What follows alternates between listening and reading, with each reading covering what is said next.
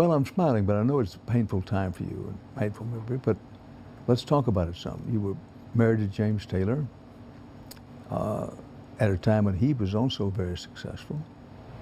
Very.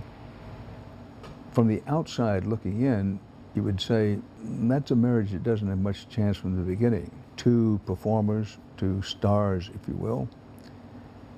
But let's go through it as best you can.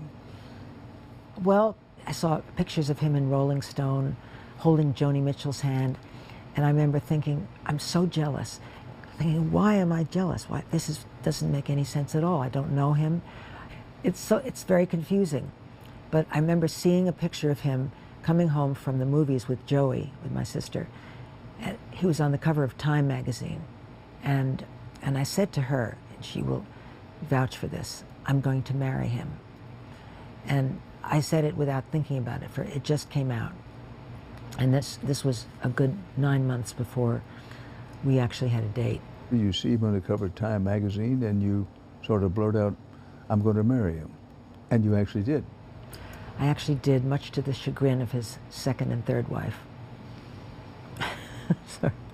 So you married James Taylor, and at least in the beginning, was it a marriage made in heaven or something close to that? I was so happy. I remember thinking, I'm really safe now.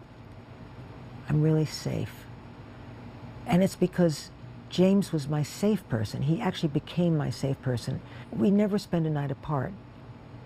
I mean, it took a while to get to that safe groove, because at first it was almost too much to imagine that I was married to this fantastic person who I would only get to know better and better and better over the years, and I couldn't wait. I couldn't wait to get to know him better and better. And little by little, the unknowables started to creep in and started to forecast something greater than I would know what to do with.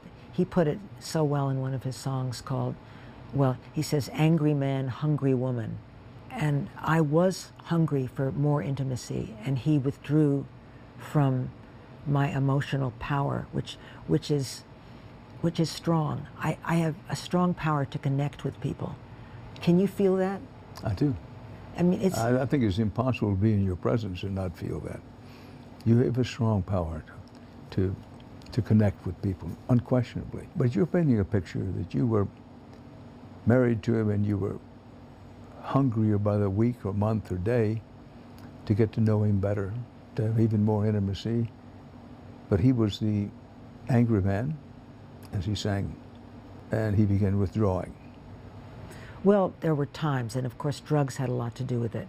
I'm not spilling the beans by saying that he was addicted to various drugs, I think heroin and cocaine and pot and alcohol. It was like a poly addiction, which, you know, there's a wonderful thing about Janis Joplin that said whenever she would get tired of heroin, she would switch over to bourbon, and whenever she was tired of bourbon, she'd go back to heroin. So it was, you know, drugs wear off, or their power wears off, and so you go to something else. I understand this disease. I understand it firsthand. I understand it second and third hand, and I've written about it. And I saw that when James was drunk, he was very, very loving. His guard would drop. And the other side of the coin was that he was very stiff and stern and cold and closed. And so how hard is it to stop wanting somebody to be close and warm and cozy, and yet that came with the price of alcohol. So here I was kind of saying, no, no, no, don't take that drink, take that drink. No, no, no, take that drink, don't take that drink.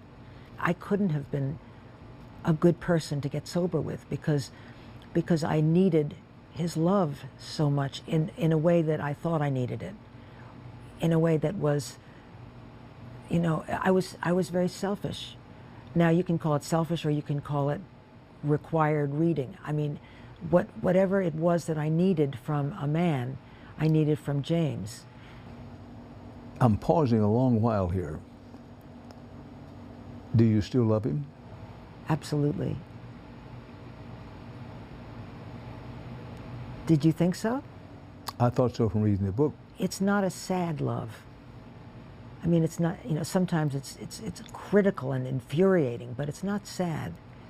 The thing that's infuriating is that because of the contrast of us, and my yangness and his yinness, we can't blend in any way that either of us has thought how to do yet.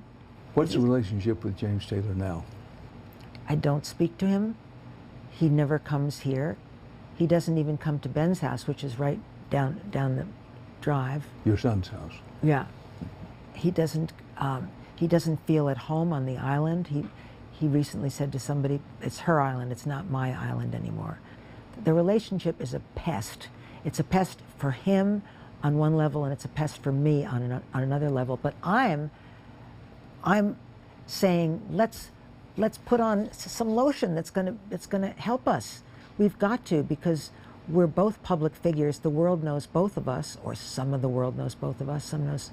What would you do? What would you do if you were presented with this problem? I'm not sure. I am sure that I'm glad I don't have this problem. I am too.